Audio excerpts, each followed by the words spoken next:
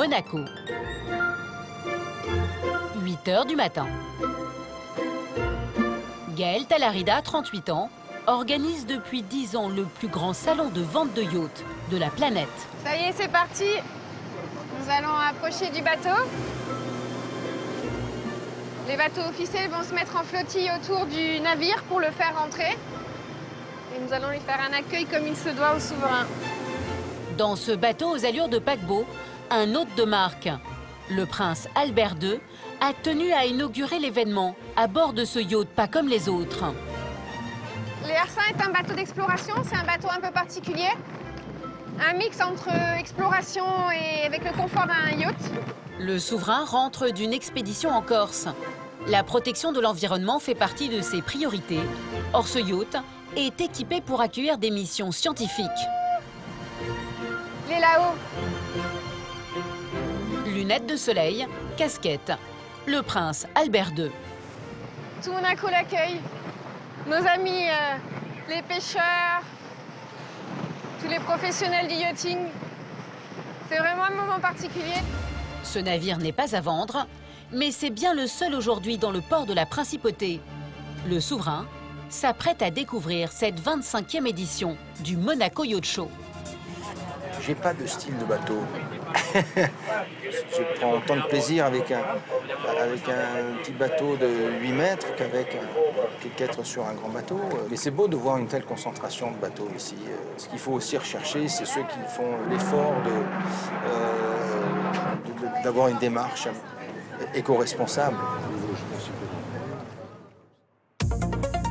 Le Monaco Yacht Show, c'est le plus prestigieux salon du yachting au monde.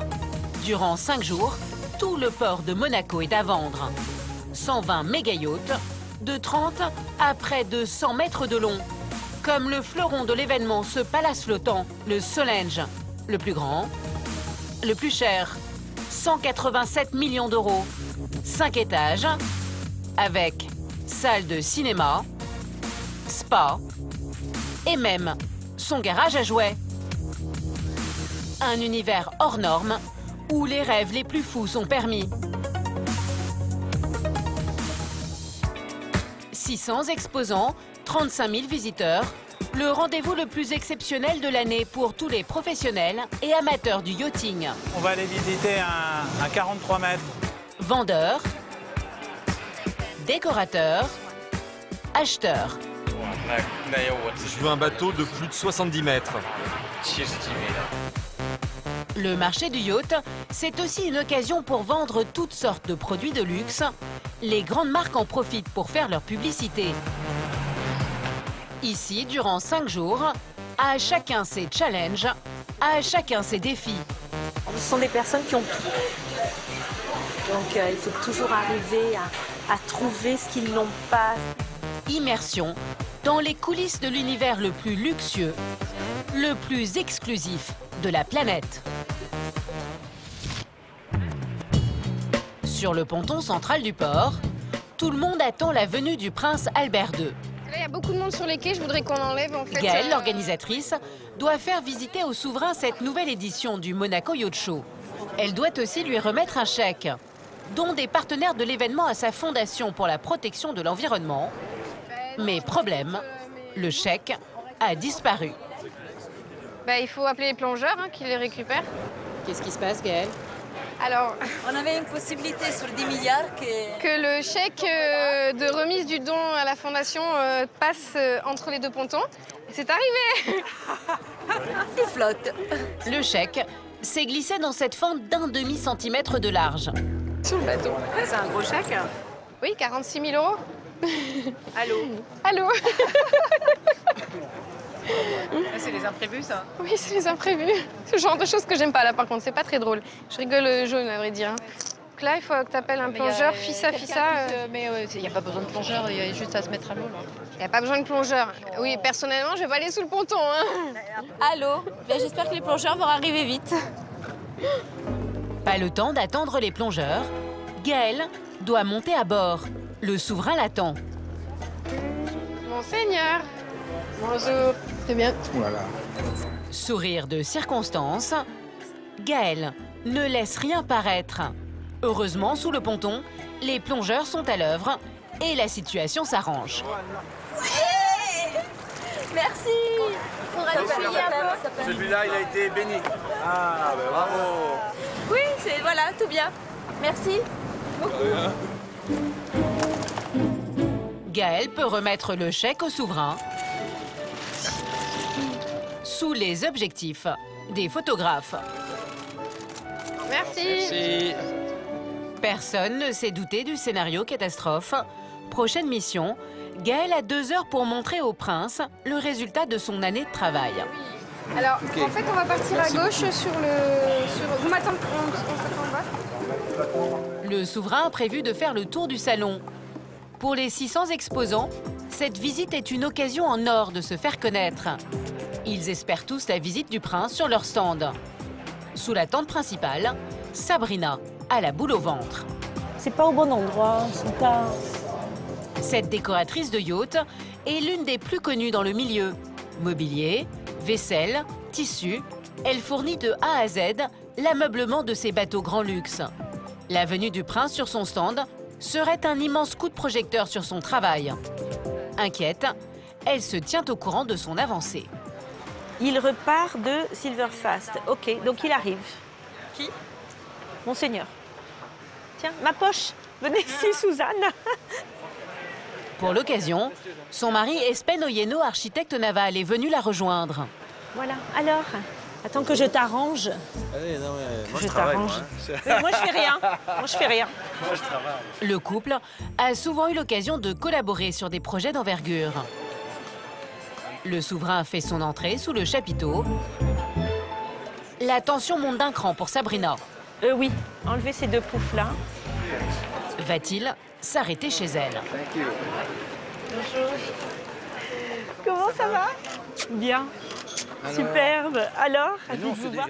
Monégasque, Sabrina a souvent eu l'occasion avec son mari de rencontrer le prince. Mettez-vous plutôt dans l'autre sens. Voilà. Oui, oui, Non, je mais vois. viens par là. Allez, Claudia, passe par là. Viens par là, chérie. Posé aux côtés du souverain, presque une garantie d'excellence pour ses clients. Cette année, on a fait un petit peu différent que l'année dernière, comme d'habitude. On essaie toujours de montrer au mieux nos produits. Voilà, On s'assoit, super. alors. On peut s'asseoir, on peut aller chercher ce qu'il faut. En toute intimité. Vous n'avez pas du tout observé, c'est ça qui est bien. Ça y est, je les ai retrouvés. Oui. Gaël poursuit la visite et Sabrina est aux anges. Oh, il était ravi, j'adore, je suis contente, c'est fantastique. Ces photos avec le prince paraîtront dans la presse spécialisée. Une aubaine pour Sabrina. Car attirer des riches clients, ce n'est pas facile. C'est même tout l'enjeu de ce salon. À 12 km de Monaco, dans le petit port de Beaulieu-sur-Mer en France. Cela ressemble à une agence immobilière avec ses petites annonces en vitrine. Mais à la place des maisons et des appartements, des bateaux. Ces vendeurs, pas comme les autres, s'appellent des brokers. Arthur Bocneau, 56 ans, se prépare à l'événement depuis des mois. Nos fiches clients sont prêtes. On commence par le plus grand, donc le 43 mètres, c'est le CRN Navetta. Je vois que c'est un bateau qui a un énorme volume, qui a des grands volumes. 3 étages. Arthur a la pression. Quand il vend un yacht, il touche en moyenne 5% de commission. C'est près de 100 000 € pour un bateau comme celui-ci, estimé à 1 850 000 €. Ça, c'est une super affaire. Ce bateau, on doit le vendre là pendant ce salon. C'est vraiment un produit qu'il faut pousser en avant, aussi bien aux clients qui passent que même nos confrères brokers. Hein. D'accord. Ça peut arriver que dans les 4 jours, on vende un bateau. Ça arrive qu'un client tombe amoureux d'un produit immédiatement sur un salon. Arthur n'est pas né dans ce milieu fortuné. Ce fils d'horloger polonais a une passion pour les bateaux depuis son plus jeune âge. Tout petit, j'étais avec mes parents, pas très fortunés, au bord du lac en Suisse, dans un camping. Et un jour, un monsieur m'a pris de sympathie, m'a emmené sur un petit bateau. Et je pense que ce jour-là, j'ai dit, voilà, moi aussi un jour, j'aurai ça.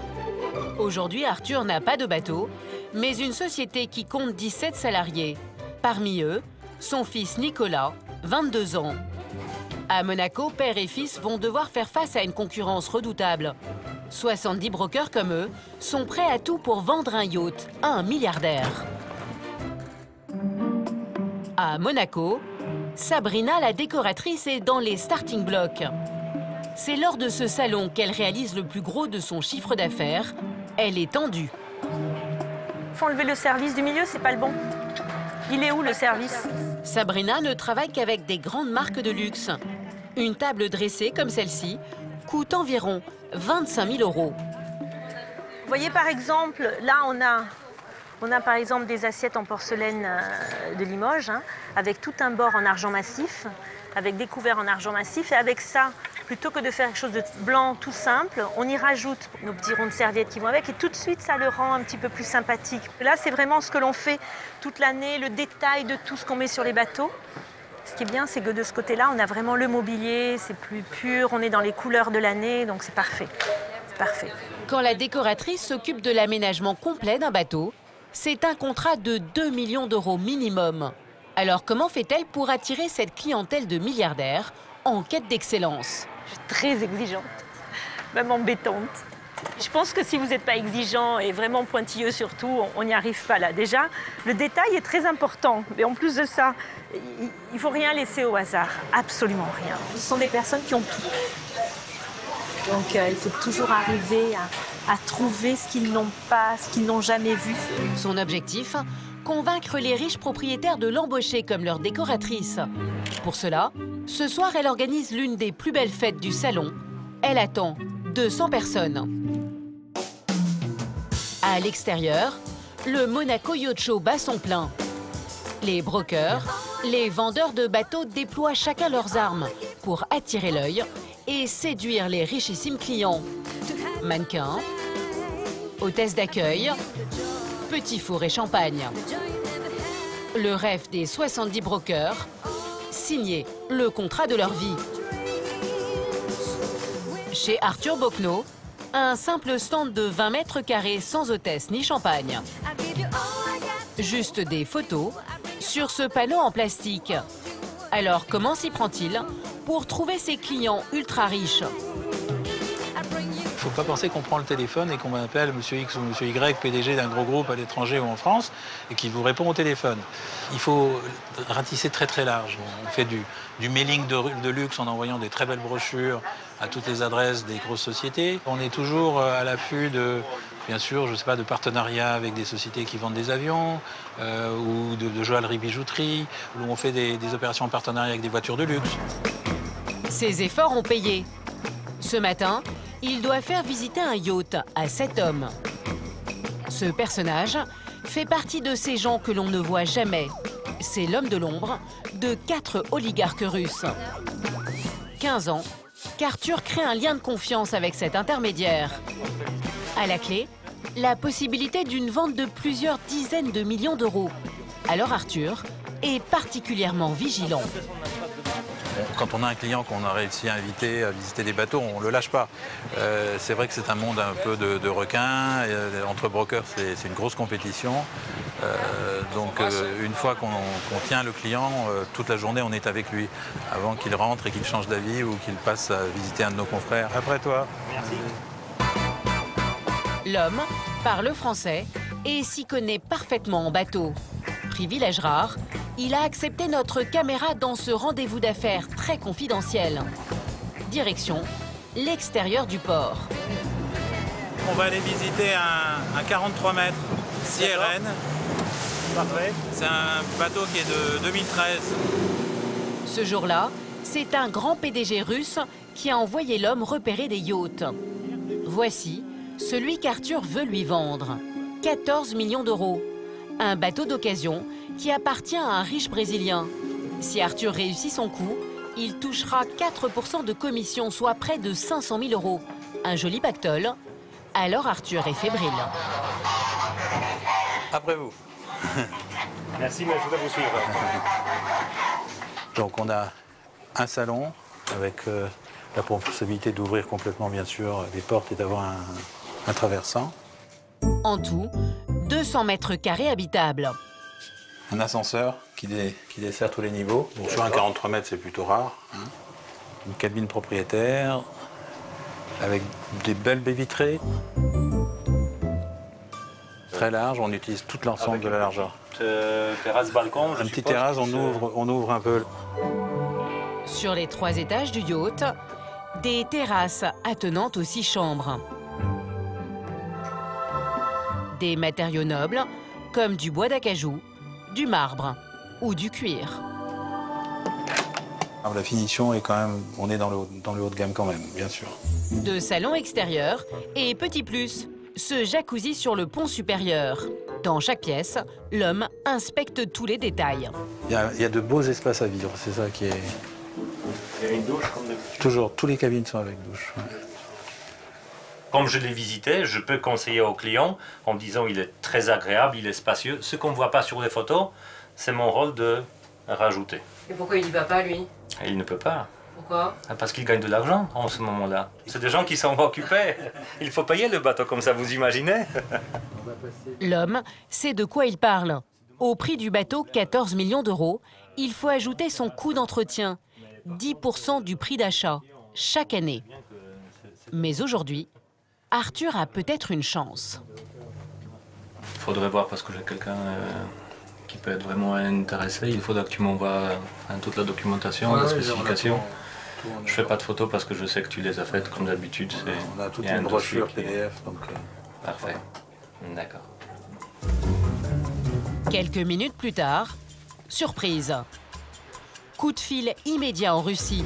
Au téléphone, l'homme d'affaires russe commence déjà à négocier les prix. Tous les clients négocient les prix, absolument. Non, c'est le sport national préféré de tout acheteur de bateau. Parce que ce sont tous des hommes d'affaires, ils ne sont pas devenus riches par hasard, parce qu'ils étaient naïfs, non, au contraire. C'est des fois très dur, parce que c'est un peu une guerre entre vendeurs et acheteurs, et à savoir lequel va être le plus dur ou le plus souple. Dans tous les cas, il y en a un qui doit gagner et il y en a un qui doit s'incliner. Et nous, on est au milieu.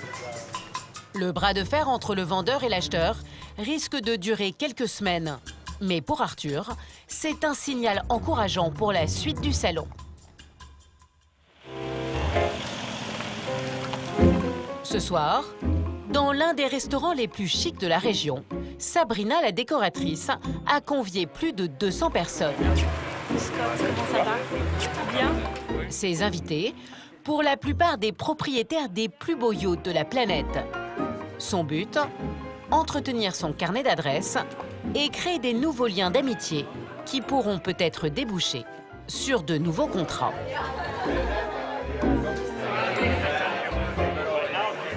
Oh, Nicolas!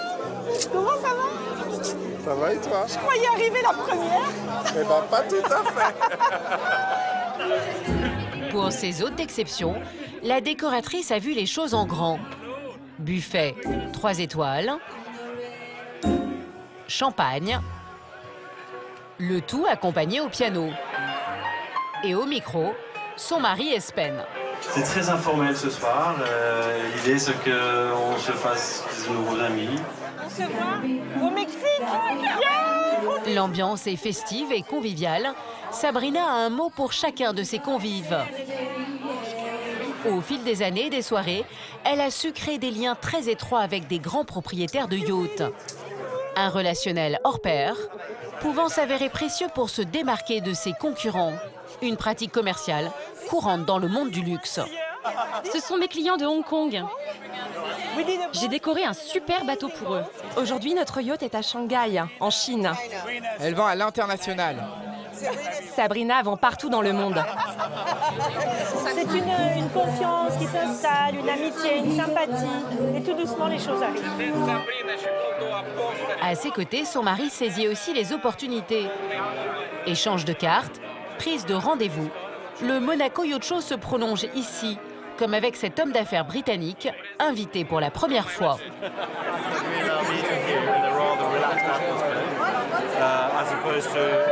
Stand in the yacht show, that makes a difference.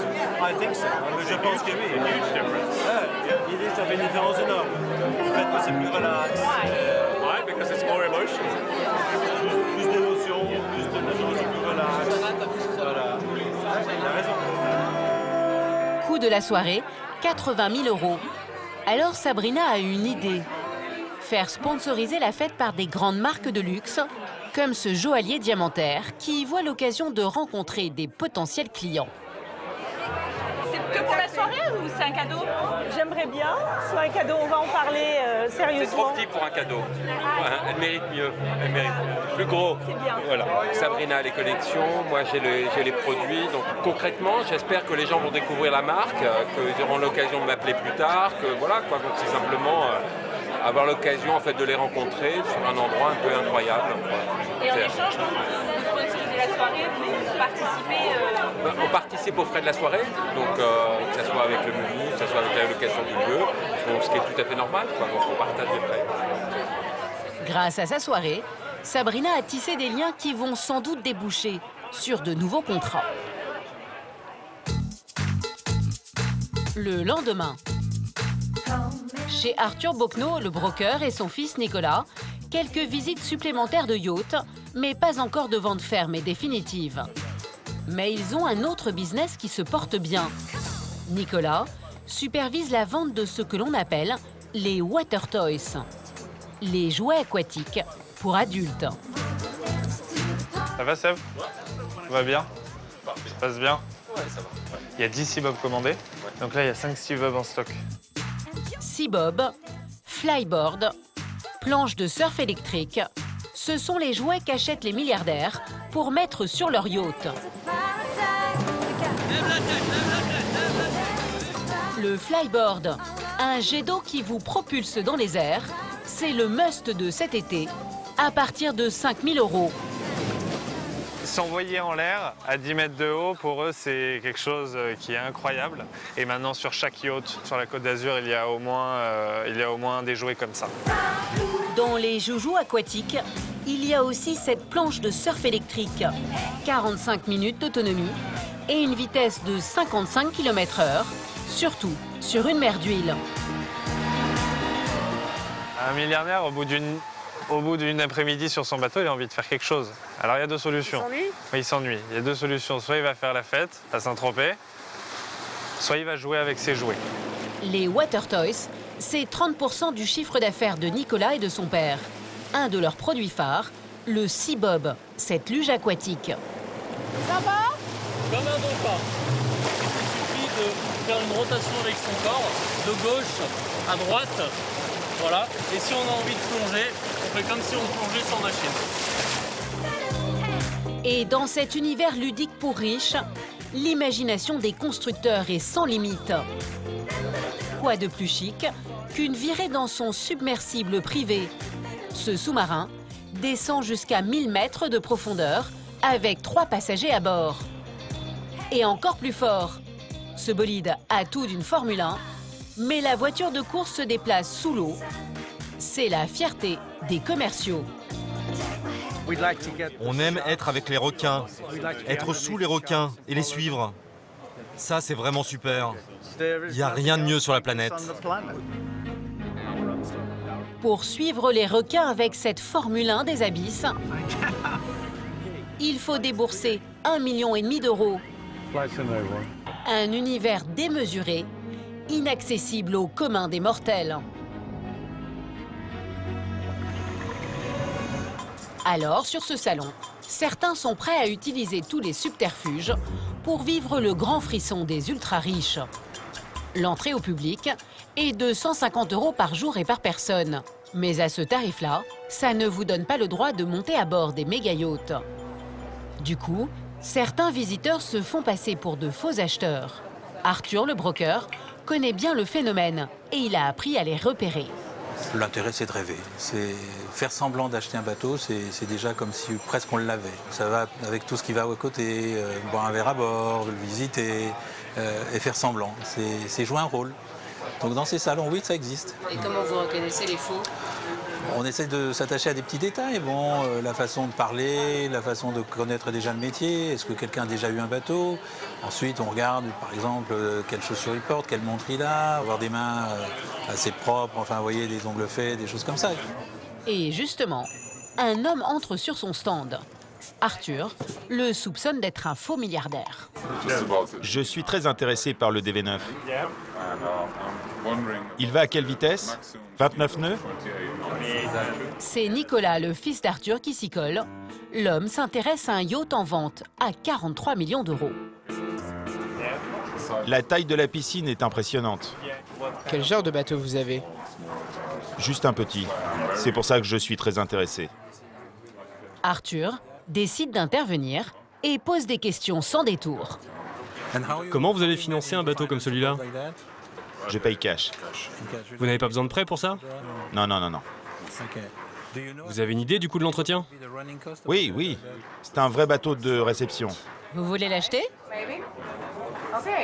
C'est votre premier bateau? Le premier de cette taille, oui. Vous êtes très riche? Bien sûr. Vraiment? Vous devez être riche pour vous permettre d'avoir ce genre de bateau. Mais Arthur en doute. Alors pas de visite de yacht pour l'homme au chapeau. Merci. Au revoir. Non mais peut-être qu'on peut se tromper aussi. Si ça se trouve, ils sont pas forcément bien habillés les riches. Ah non, des fois, ils peuvent être vraiment très décontractés, en t-shirt et basket. Imaginez le jeune de Facebook, la Zuckerman, qui vient sur un salon. Si vous ne connaissez pas son visage, vous pouvez peut-être louper une vente ou ne pas l'estimer à sa juste valeur de fortune, surtout. Ouais, ça serait un peu embêtant. Ça serait embêtant, on pourrait le regretter après, surtout s'il passe sur le stand à côté et que notre voisin fait une affaire. Ça, on regretterait longuement, mais oui. En 10 ans d'expérience, Arthur ne s'est jamais trompé. Trouver un acquéreur pour ces palaces flottants n'est pas si simple. Et au salon, il y en a un qui va avoir peut-être plus de mal que les autres pour vendre son luxueux navire. C'est ce bateau gris métal de 54 mètres de long. L'extérieur est plutôt classique, mais à l'intérieur, des lumières psychédéliques, des bougeoirs baroques, des têtes de mort. Un yacht tellement original que le propriétaire s'est déplacé lui-même pour le faire découvrir. Bonjour. Raffaele Costa est un milliardaire italien qui a fait fortune dans la finance. Bonjour, comment allez-vous? Depuis 2 jours, il enchaîne les visites pour vendre son bateau, car il est en train d'en faire construire un autre. Il tient à expliquer lui-même aux potentiels acheteurs sa démarche artistique. J'ai essayé d'exprimer ma créativité et ma vision de ce qui devrait flotter sur l'eau. La cabine principale, c'est la représentation des 3 mondes dans lesquels nous vivons. Sur la tête de lit, c'est la mer. À côté, la Terre, représentée par une carte du monde. Et ici, c'est l'espace. Mon endroit préféré, clairement, c'est le hamac. C'est l'un des rares yachts où on peut littéralement s'allonger comme si on était sur un bateau de pirates et juste se détendre et profiter de ses amis. Ça me ramène à l'époque où j'ai grandi à Venise. Et ça me transporte aussi dans le futur, dans ce que sera le monde dans 20 ou 50 ans. Donc c'est presque une machine à voyager dans le temps. Et la bonne nouvelle, c'est que personne ne peut m'empêcher de rêver. Ce bateau, il en rêvait depuis sa plus tendre enfance. Alors quand il en a eu les moyens, il s'est autorisé toutes les folies. Même la salle de commande sort tout droit de son imagination. Elle est inspirée de son dessin animé préféré, Albator. Ce cockpit, c'est la réplique de la salle des commandes du vaisseau spatial d'Albator, vous savez, le dessin animé. J'adorais ce dessin animé quand j'étais petit. Son héros pouvait voyager dans l'espace à bord d'un vaisseau qui s'appelait l'Arcadia. Et ça, c'est ma version de l'Arcadia. Un jouet sur mesure qui attire les curieux. Mais difficile quand un bateau a autant d'originalité de trouver un acquéreur. Il faut être une personne vraiment très spirituelle pour aimer quelque chose comme ça. C'est un concept qui a besoin d'être compris pour qu'on puisse se l'approprier. Alors que les autres yachts sont simplement blancs et en bois avec des lambris. Ils sont beaucoup plus faciles à comprendre. En attendant l'heureux élu, Raffaele Costa profite de ses derniers instants sur son bateau.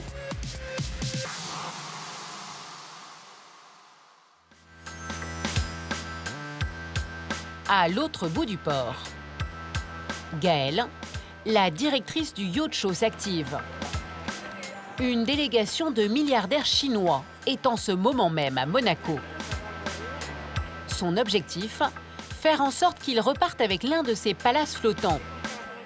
Gaëlle n'est pas commerciale, elle n'a rien à vendre, mais pour le prestige de son salon, elle doit à tout prix faire venir des clients fortunés. La Chine et dans son ensemble l'Asie est une destination, est une zone géographique du marché qui intéresse énormément le yachting. Ça représente un potentiel assez conséquent de clients dans le futur. Les Chinois, la nouvelle cible des vendeurs de yachts. Parmi les 7 membres de la délégation, Monsieur Li, PDG d'une multinationale chinoise qui fabrique du verre. Il pèse près d'1 milliard d'euros. Le problème, c'est qu'il ne parle ni français, ni anglais. Non, par là. Alex ? Alors pour être sûr de faire passer son message, Gaëlle compte sur cet homme en chemise blanche.